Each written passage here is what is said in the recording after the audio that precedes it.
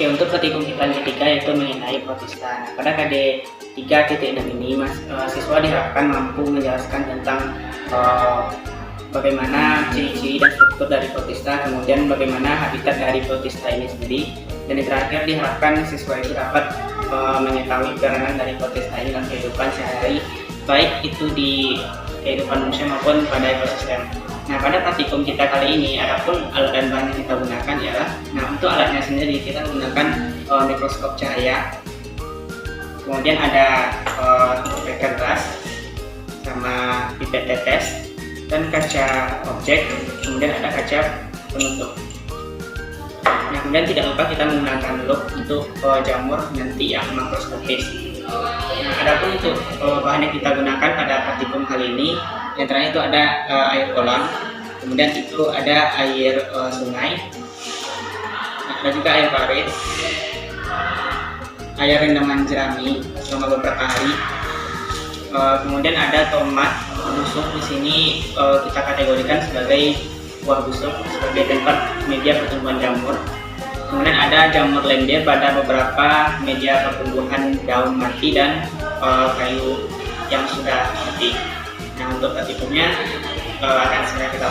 Nah, untuk langkah kerjanya kita ambil sampel air dengan menggunakan pipet tetes, kemudian kita letakkan di atas kaca objek dan ditutup dengan kaca penutup. Nah, kemudian kita letakkan di atas meja preparat pada mikroskop dan amati bentuk-bentuk protista yang ditemukan pada air rendaman jerami ini.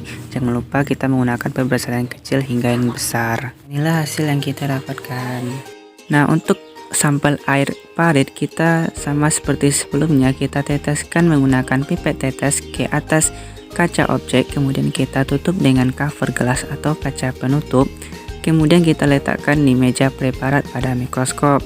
Kemudian kita amati alga yang kita temukan di bawah mikroskop dan jangan lupa catat perbesarannya.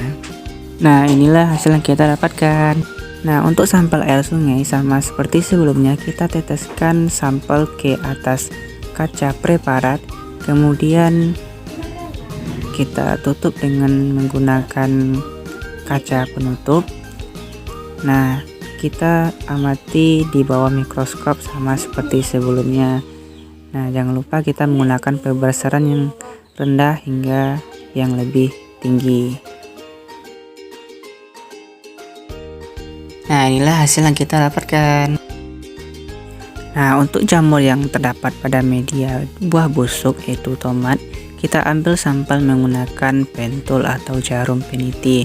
Nah, kemudian kita letakkan di atas kaca objek, kemudian kita tetesi sedikit dengan air menggunakan pipet tetes, dan kemudian kita tutup menggunakan cover gelas dan diamati di bawah mikroskop. Nah, kita gunakan perbesaran yang lemah hingga yang lebih kuat.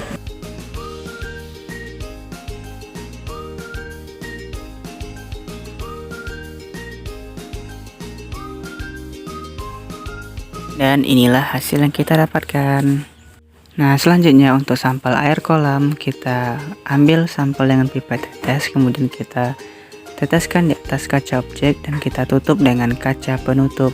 Nah, kita letakkan sampel di atas meja preparat dan kita amati menggunakan mikroskop mulai dari perbesaran yang lemah hingga perbesaran yang lebih kuat.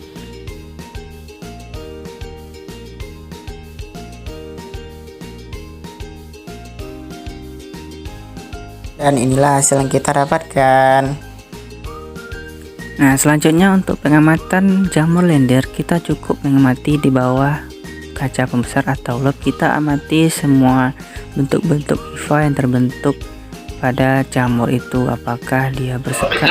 Setelah kita mendapatkan praktikum yang tadi, maka bisa kita gambarkan di dalam tabel. Maksudnya itu seperti ini. Ya, pada objek yang pertama itu yang berupa air kolam, nah itu hasil dari pengamatannya itu seperti ini memiliki tabela.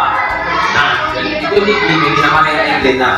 Ya, selanjutnya itu pada air parit, itu bentuknya seperti ini, berbentuk seperti rangkaian, dan itu disebut dengan anabaina. Pada air sungai berbentuk seperti batang-batang yang tersusun berjajar, dan dan itu disebut dengan bakteri Escherichia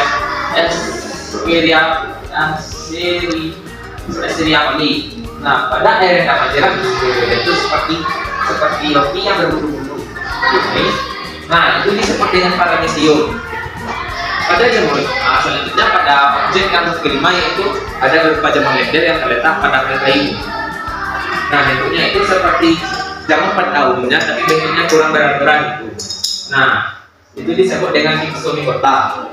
Dan yang terakhir yaitu jamur pada buah busuk. Itu berbentuk seperti pada buahnya itu seperti berwarna seperti putih-putih atau seperti coklat-coklat yang ada pada permukaan jamurnya. Itu bentuknya seperti ini. Ada yang bentuknya seperti rambut-rambut halus yang berwarna hitam. Dan itu disebut dengan jamur mikroskopis. Sekian tadi kita mengenai protista. Semoga bisa menambah wawasan dan pengetahuan kita mengenai protista. Mohon maaf jika banyak salah kata. Assalamualaikum warahmatullahi wabarakatuh.